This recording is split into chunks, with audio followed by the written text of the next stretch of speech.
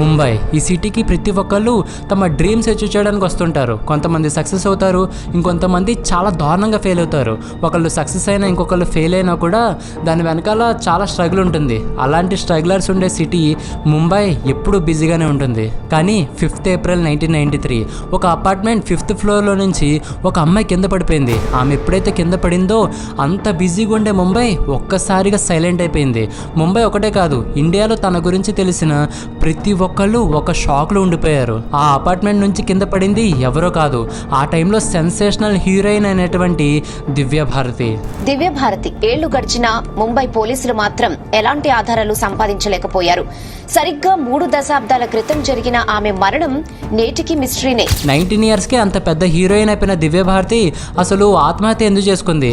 అసలు తనది ఆత్మహత్య లేకపోతే ఎవరైనా చంపేశారా అన్న క్వశ్చన్స్కి ప్రతి ఒక్కళ్ళ మైండ్లో ఆన్సర్స్ అనేవి చాలా డిఫరెంట్గా హిట్ అవుతున్నాయి. ఆమెది ఆత్మహత్య అని కొంతమంది అంటే, కాదు ఎవరో కావాలని చేశారని ఇంకొంతమంది అన్నారు. కొందరైతే తను యాక్సిడెంటల్గా చనిపోయింది అని చెప్పి నమ్మారు. అసలు తను ఎలా చనిపోయింది, తను చనిపోవడానికి కారణం ఎవరై ఉండొచ్చు అనే విషయాలు తెలుసుకోవాలి అనుకుంటే మనం ఈ కేసుని డీప్ డౌన్గా తెలుసుకోవాలి.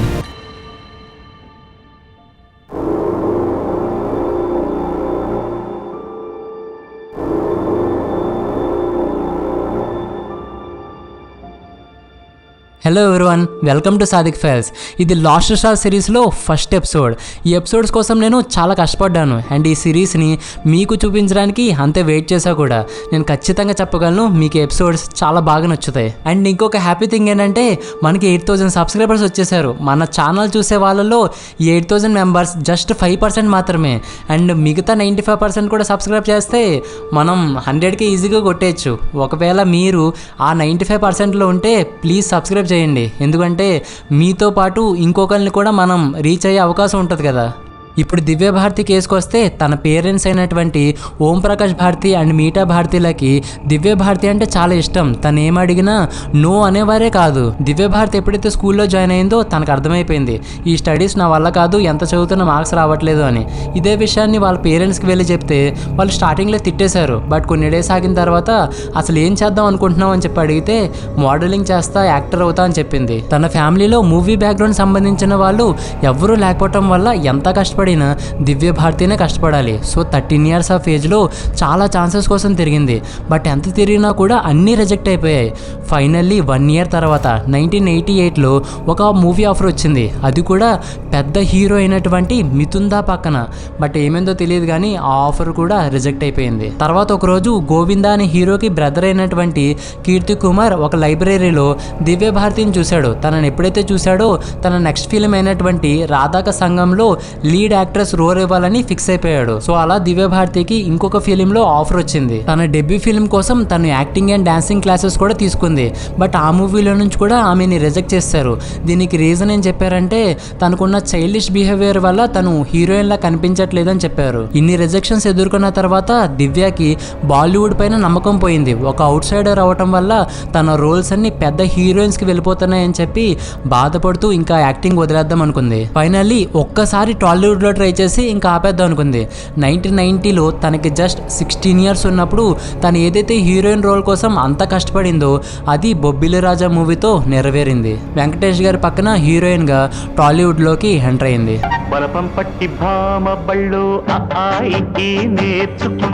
జనరల్ గా 16 years కి మనకి లైఫ్ మీద అంత సీరియస్నెస్ ఉండదు. కానీ దివ్యభారతి తన యాక్టింగ్ కెరియర్ ని ఆ ఏజ్ కే స్టార్ట్ చేసింది. సేమ్ ఇయర్ లో నీలా పెళ్ళే అనే తమిళ్ మూవీలో కూడా యాక్ట్ చేసింది. అలా 1991లో అసెంబ్లీ రౌడీ, రౌడీ అల్లుడు, నా ఇల్లే నా స్వర్గం, ధర్మక్షేత్రం అంటూ 4 తెలుగు సినిమాల్లో యాక్ట్ చేసి తెలుగు ఆడియన్స్ అందరినీ తన యాక్టింగ్ తో ఫ్యాన్స్ లా కన్వర్ట్ చేసేసుకుంది. ఎక్కడైతే తను ఓడిపోయిందో, ఎక్కడైతే తను సినిమాల్లో యాక్ట్ చేయడం మానేద్దాం అనుకుందో అక్కడి నుంచి బాలీవుడ్ నుంచి తనకి ఆఫర్స్ రావడం స్టార్ట్ అయ్యాయి.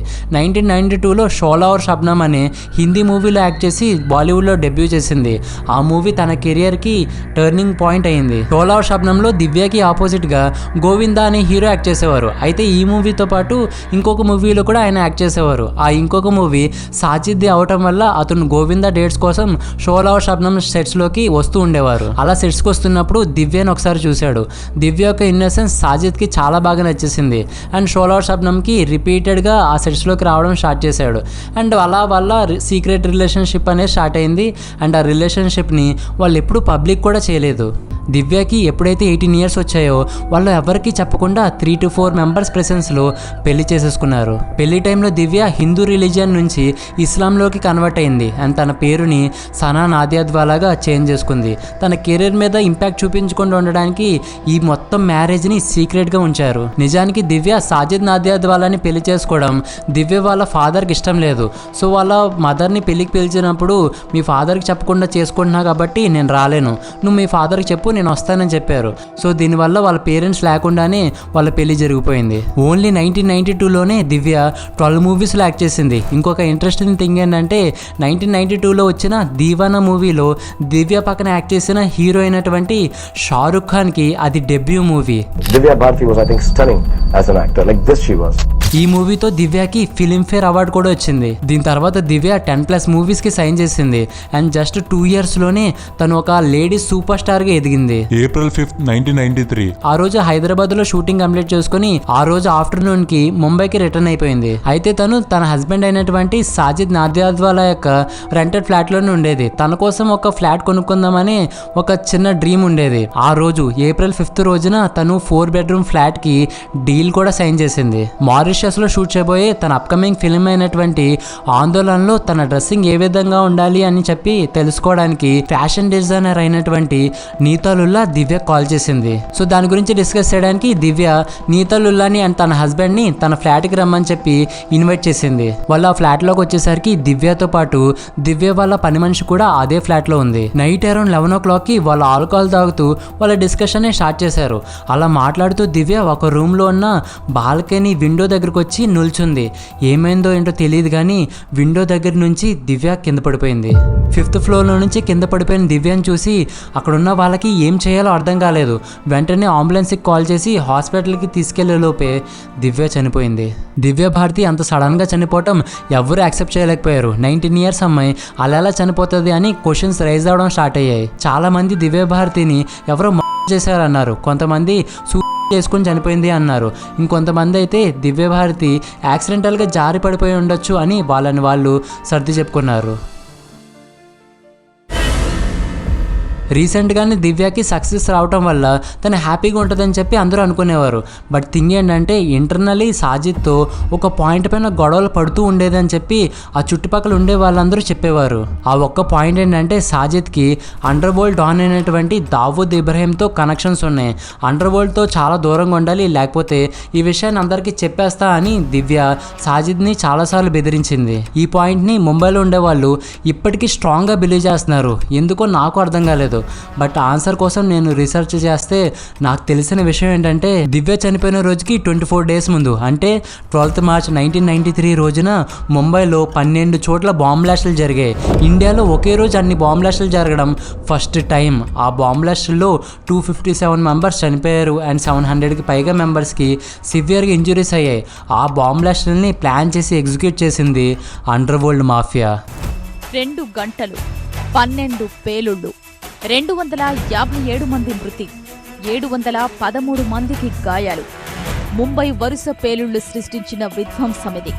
రెండో ప్రపంచ యుద్ధం తరువాత తొలిసారి అత్యధిక మొత్తంలో RDX ఉపయోగించి చేసిన దాడి. సో ఆ టైంలో బాలీవుడ్లో మ్యాక్సిమం మనీని పెట్టేది కూడా అండర్ వరల్డే. సో సాజిద్కి అండర్ వరల్డ్తో కనెక్షన్స్ క్రియేట్ అవ్వటం పెద్ద పాయింట్ ఏం కాదు. సో ఈ పాయింట్ మీద దివ్య డిప్రెస్ అవుతూ ఉండేది. ఇందులో పార్ట్ అవ్వకుండా ఉండడానికి దివ్య సూసైడ్ చేసుకుని ఉండొచ్చు. దివ్య ఎక్కడ తన అండర్ వరల్డ్ కనెక్షన్స్ని బయట పెట్టేస్తుంది అని చెప్పి సాజిదే దివ్యని చంపేసి ఉండొచ్చు. ఈ పాయింట్ని స్ట్రాంగ్ చేసే ఇంకొక థింగ్ ఏంటంటే ఏదైతే ఫ్లాట్లో దివ్య ఉంటుందో ఆ ఫ్లాట్లో ఉన్న విండోస్కి ఆటో షాపర్ అనేది తగిలించింది. ఆ ఆటో షాపర్ ఎలా వర్క్ చేస్తుంది అంటే లోపల నుంచి ఎవరైనా విండోస్ని బయటకు పుష్ చేస్తే ఆ విండోస్ అనేవి ఆటోమేటికలీ క్లోజ్ అయిపోతాయి. బట్ దివ్య ఎప్పుడైతే పడిపోయిందో ఆ విండోస్కి ఆటో షాపర్ అనేది మిస్ అయిపోయింది అని దివ్య దగ్గర వర్క్ చేస్తున్న పని మనిషి అమృత పోలీసులకు ఇన్ఫార్మ్ చేసింది. చనిపోయింది. బట్ షాకింగ్ థింగ్ ఏంటంటే దివ్య చనిపోయిన 1 మంత్కి పని మనిషి అమృత కూడా చనిపోయింది. దివ్యని పోస్ట్ మార్టం చేసినప్పుడు మెడికల్ అనాలిసిస్లో దివ్య అది అన్యాచురల్ డెత్ అని రిపోర్ట్ ఇచ్చారు.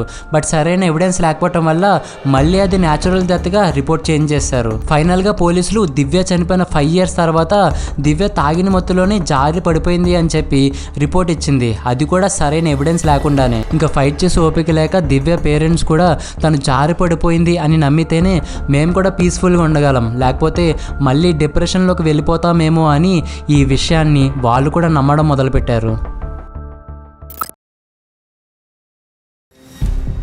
జపాన్లో జరిగిన ఈ కేసు గురించి తెలిసిన తర్వాత ఆ క్రిమినల్స్ని చంపేయాలి అన్నంత కోపం వస్తుంది. అసలు ఏం జరిగిందో తెలుసుకోవాలి అనుకుంటే ఈ వీడియో చూడండి.